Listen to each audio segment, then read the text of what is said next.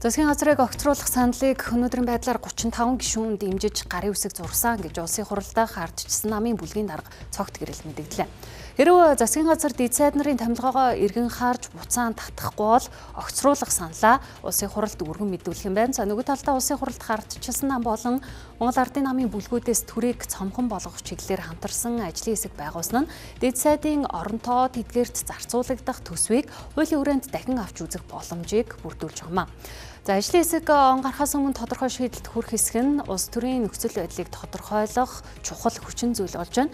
За ингээд улсын хурлын намрын чуулган 12 дугаар сарын 31-нд хаагдах хэсэг нь тодорхойгүйч засгийн газрыг огцруулах санал өргөн баригдвал улсын хурал нэн даруй хэлэлцэх хуультай юм а.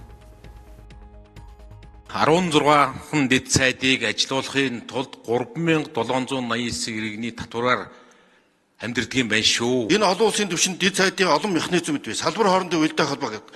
Иннээсээ гадна олон зуун тэрбумны асуудлыг хяналт шалгалтын үүрэг үүсгэж байгаа. Нэг сайд дураараа авирлахгүй тулд дэд сайд бас хяналтын үүрэг үүсгэж байгаа.